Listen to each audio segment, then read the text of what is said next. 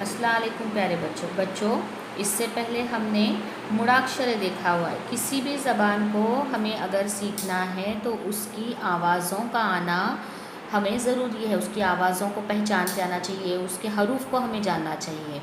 तो इससे पहले हमने क्या देखा है, स्वर और व्यंजन मराठी ज़ुबान के ताल्लुक़ से। तो स्वर हमने कितने देखे थे, 12। तो आज उसके अंदर हम और 3 स्वर ऐड करने जा रहे हैं। तो वो 3 स्वर कौन से हैं, क्योंकि अभी पहले कैसा था, 12 खड़ी थी, अब जो है 14 खड़ी आ गई है। तो ये जो है, ये 3, ये जो मैंने सर्कल किए हुए हैं ना, जिसको मैंने पेंसिल से राउंड किया हुआ है, ये 3 और स्वर आ गए हैं। तो फिर आप बोलोगे 1 2 3 4 5 6 7 8 9 10 11 12 13 14 15 आवाज़ें हो गई आपा। तो फिर ये तो 15 खड़ी हो गई, नहीं। तो ये जो अ है, ये आवाज़ की जगह हम यहाँ पर एक एक व्यंजन डालते जाएंगे। ये अ की जगह हम क्या करते जाएंगे, व्यंजन डालते जाएंगे। कौन सा व्यंजन, तो कोई भी ले सकते हो तुम, क ले सकते हो, ख ले सकते हो, है ना। हमारे पूरे व्यंजन, उनमें से कोई भी एक व्यंजन इस अ की जगह डालेंगे।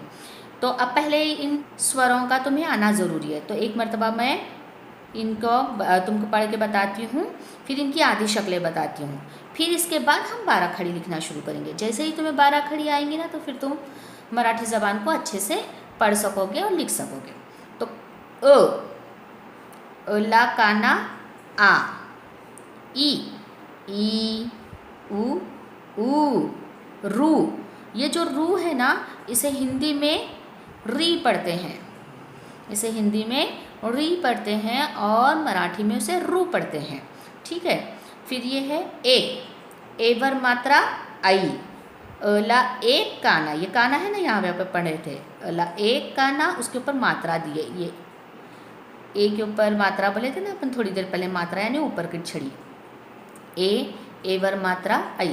तो ये जो मात्रा था वैसा यहाँ पे मात्रा आएगा, अला एक काना, इधर का काना, और एक मात्रा ओ, अला एक काना एक मात्रा ओ, अला एक काना दोन मात्रे, 2 मात्रे ही कि नहीं यहाँ पे, अला एक काना 2 मात्रे औ, अवर अनुस्वार अंब, अला 2 विसर्ग आहा। अच्छा, तो अ के ऊपर ये चंद्र आया, चंद्र यानी चांद, तो अवर चंद्र ए, अला एक काना एक चंद्र ओ, ठीक है। ये ए और रू, ये 3 आवाज़ें तुम्हारे लिए नहीं हैं। तो ये 15 हरफ हैं, लेकिन इन्हें हम 14 खड़ी बोलेंगे। ये 14 आवाज़ें हैं ना, तो 14 खड़ी में यूज़ होंगी, क्योंकि ये अ यानी यहाँ पर कोई भी एक व्यंजन लगाया जाएगा, ठीक है। तो अब हम इनकी आधी शक्लें देखेंगे। तो देखो, मैंने अभी तुम्हें बताया कि ये अ की जगह क्या आने वाला है, कोई भी एक हरफ आएगा, कोई भी एक व्यंजन आएगा। तो पहले हम तब तक के लिए उसे अ को अ ही पकड़ेंगे, हाँ, या फिर तुम इसको खाली जगह भी छोड़ सकते हो थोड़ी देर के लिए। अब यहाँ पर दूसरा क्या है, ये अला काना आ, यानी अ यानी यहाँ पे कोई भी एक व्यंजन लेंगे, उसका काना, काना यानी एक लकीर लगाए, अला काना आ। ये आधी शक्लें देख रहे हैं अपन। ई यानी पहली टोपी, यानी एक लकीर लगाएंगे और उसके ऊपर टोपी पहनाएंगे, ठीक है, ये पहली टोपी। और ये बड़ी ई यानी छोटी टोपी, पीछे वाली टोपी, देखो इस तरह से पीछे वाली टोपी, ये सामने वाली टोपी, पीछे की टोपी। उसको ये ऊ की आधी शक्ल कैसे आती बच्चों, नीचे से ऐसा ऊपर, यहाँ ऊपर कोई भी एक व्यंजन लिखेंगे हम, उसके नीचे इस तरह लगाएंगे। जब हम 12 खड़ी सीखेंगे ना, तब तुम्हें बराबर से समझ आएगा। ये बड़ी ऊ है, बड़ी ऊ कैसे लगाएंगे, ये जो भी व्यंजन लिखना है हमें यहाँ लिखेंगे और उसके नीचे उसको दुम देंगे, ठीक है। और ये रू की शक्ल कैसे आती, ये व्यंजन आएगा और व्यंजन के नीचे उसको इस तरह से, सी कैसे लिखते हैं अंग्रेज़ी का, उस तरह। ये तुम्हें 5वीं 6वीं 7वीं वगैरह में आने जाने के बाद आएगा। अब ये ए है ना, ए बदल कर ऊपर की एक छड़ी बन जाएगा, डंडा बन जाएगा, और ये आई यानी 2 मात्रे, ठीक है। अब ये यहाँ पे अ दिख रहा है ना तुमको, अ दिख रहा है, एक काना दिख रहा है, एक मात्रा, अ यानी कि कोई भी एक व्यंजन आएगा यहाँ पे, उसके आगे एक काना एक मात्रा, ये उसकी आधी शक्ल है। यहाँ पे क्या आएगा, एक कोई भी व्यंजन आएगा, ठीक है। फिर अ मतलब कोई व्यंजन, एक काना दोन मात्रे, है ना, एक काना दोन मात्रे, ये हो गया। अवर अनुस्वार यानी किसी भी एक व्यंजन के ऊपर अनुस्वार, ये कोई भी एक व्यंजन रहेगा उसके ऊपर ये अनुस्वार, ठीक है। अला दोन विसर्ग यानी किसी भी एक व्यंजन के पीछे दो विसर्ग आहा। यहाँ अगर क आएगा तो कहा, ख आएगा तो खहा, ठीक है। अब ये अवर चंद्र, यानी कि कोई भी एक व्यंजन और उसके ऊपर चंद्र, क आएगा तो कवर चंद्र क्या, ख आएगा तो खवर चंद्र क्या। अब यहाँ व्यंजन काना चंद्र, ठीक है, तो ये है व्यंजन, ये काना और ये उसके ऊपर चंद्र, ओ वाली आवाज़, ठीक है। तो बोलो ये आधी शक्लें हो गई। ये स्वर हो गए, स्वर कितने हैं 14, क्योंकि हम इसे नहीं पढ़ेंगे, यहाँ पे एक एक व्यंजन को लगाएंगे। तो स्वर कितने हो गए 14 हो गए। पहले हम 12 पढ़े थे, उसमें और ये 3 ऐड हो गए, लेकिन 12 में से एक इसको निकालना पड़ेगा, तो 11 12 13 14, तो ये 14 खड़ी के लिए हमें इस्तेमाल होने वाले हैं। अब ये 14 खड़ी में फिर से यहाँ पे अ की जगह लिखेंगे हम कोई भी एक व्यंजन, उसे लगाएंगे काना, यानी कि ये आ वाली आवाज़। ई लगाना है तो पहली टोपी, बड़ी लगाना है तो पीछे वाली टोपी। पहला उकार है यानी ऊपर की तरफ, दूसरा उकार नीचे की तरफ। रू यानी सी की तरह शक्ल। ए यानी कि एक मात्रा, एवर मात्रा, ये ए बदल कर मात्रा बन गया ना, ये ए बदल कर मात्रा हो गया, वैसे ये ए बदल कर एक मात्रा हो गया, ये पहले वाला उसका एक मात्रा, दोन मात्रे। फिर ये अ की जगह कोई एक व्यंजन, एक काना एक मात्रा, एक काना एक मात्रा, एक काना दोन मात्रे, एक काना दोन मात्रे। अनुस्वार, व्यंजन के ऊपर अनुस्वार, व्यंजन के पीछे विसर्ग, व्यंजन के ऊपर चंद्र, व्यंजन को काना और चंद्र, ठीक है, व्यंजन के ऊपर चंद्र, व्यंजन को काना और चंद्र, ठीक है। अब मैं तुम्हें इसकी 14 खड़ी लेती हूँ। एक व्यंजन हम पहला लेंगे क। चलो बच्चों, तो अभी पहले मैंने क्या बताया, पहले 12 खड़ी थी, अब 14 खड़ी हो गई, क्योंकि 2 आवाज़ें बढ़ गई हैं।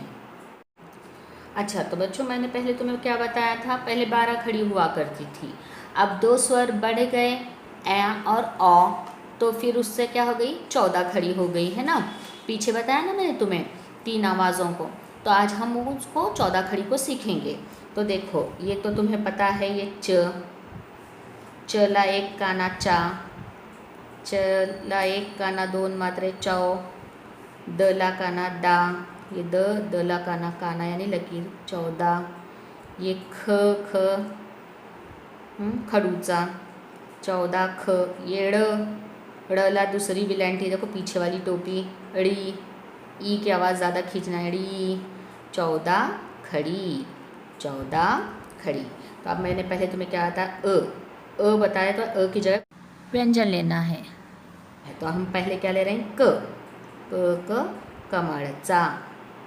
फिर इसको हमको क्या लगाना है, देखो कला काना का, ये क वैसे ही लिखेंगे, उसे काना लगेंगे, कला काना का। अभी आ ई की आवाज़ आई थी ना हमारी, तो पहली ई थी, तो पहली टोपी, यानी क की जगह ये क लिखेंगे, कला पहली विलैंटी है, देखो ये पहली विलैंटी बोलते हैं, टोपी को क्या बोलते हैं, पहली विलैंटी, कला पहली विलैंटी की।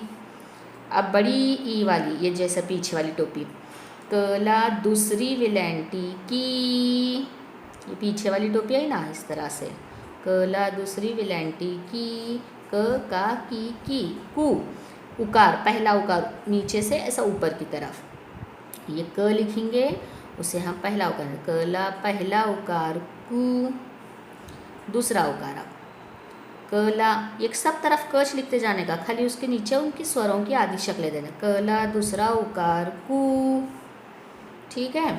अब रू वाली शक्ल थी, रू कैसा है सी जैसा, तो क लिखेंगे, क के नीचे सी इंग्लिश का, कला रू जोड़े तो क्रू, कला रू क्रू, ठीक है, कला रू क्रू। फिर क का की कू कू क्रू। के कैसा लिखेंगे? कवर मात्रा के, कवर मात्रा के। कवर दोन मात्रे कई, कवर दोन मात्रे कई। कला एक काना, एक काना नहीं लकीर, एक मात्रा, कला एक काना एक मात्रा को। कला एक काना दोन मात्रे कौ। कवर अनुस्वार कंब। कला दोन विसर्ग कहा। अब यहाँ तक होने के बाद दो और स्वर बढ़ गए ना, तो देखो वो क्या है? कवर चंद्र क्या। कला एक काना एक चंद्र कौ। क का की कू कू क्रू। के कई को कऊ कंब कहा क्या कौ। ठीक है। फिर इसी तरह हम और एक लेंगे। फिर इसके बाद के मैं एक ख वाला बताऊंगी, तो ग घ वगैरह तुम तैयार करना है। तो ठीक है, तो हम नया व्यंजन ले रहे हैं। ख। ख ख खड़ूचा, ख ख खड़ूचा। फिर खला काना, ये काना यानी लकीर। यहाँ पहले हम लिखेंगे ख, खला काना खा। फिर लिखेंगे ख, खला पहली विलायंती पहली टोपी खी।